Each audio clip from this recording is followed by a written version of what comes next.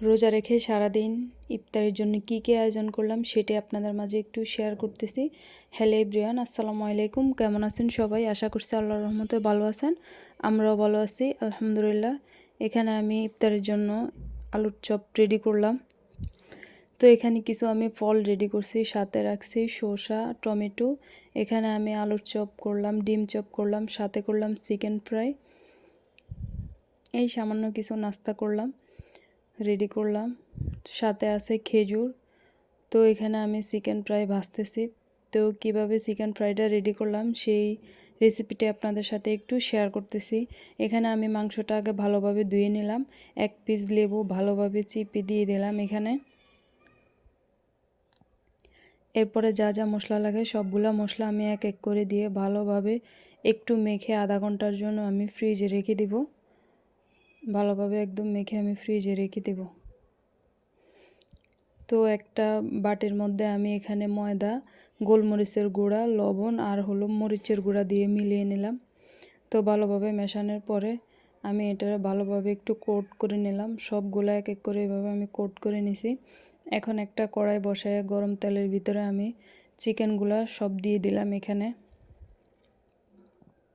এক এক করে সবগুলো চিকেন আমি এখানে দিয়ে দিয়েছি। যাদের আমার ফেসটা ভালো লাগে প্লিজ সবাই ফলো করে দিবেন, পাশে থাকবেন, লাইক কমেন্ট শেয়ার করবেন। তো আমি এক এক করে এখানে সবগুলা চিকেন দিয়ে দিলাম। তো এক পিঠ হয়েছে, আমি অপর পিঠ উল্টায় দিচ্ছি। এখানে চুলার হিটটা লো রাখতে হবে, হাই হিট দিলে জ্বলে যাবে, ভিতরে কাঁচা থাকবে। তো বুঝে শুনে আপনারা চুলার হিটটা দিবেন। একদম মুচমুচা করে ভেজে নেব। তো আমি উল্টায় দিলাম সবগুলা। সাথে আমি আলুর চপ করব, ডিম চপ করব, সেজন্য আমি কাঁচামরিচ, পেঁয়াজটা আমি চুলার উপরে ভেজে নিলাম। আমরা আসলে শুকনো মরিচ খাই না, কাঁচামরিচ ভেজে এভাবে করি। তো আমি পেঁয়াজ মরিচটা ভেজে ধনিয়া পাতা দিয়ে আলুর ভর্তাটা একদম মেখে নিচ্ছি। এখানে আলুর ভর্তাটা পুরো আমি রেডি করে ডিম চপ আর আলুর চপের জন্য রেডি করে রাখবো। এখানে আমার ডিম চপগুলো রেডি হয়ে গেছে। সাথে আমি আলুর চপের জন্য অনেকগুলো আলুর চপ রেডি করে রাখলাম। তো এখন আমি ভাজতে বসায় দিলাম। এখানে আগে আমি ডিম চপটা ভেজে নিচ্ছি।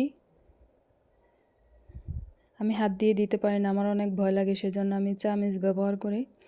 তো আমার ডিম চপটা হয়ে গেছে, আমি এখন উঠায় নিব।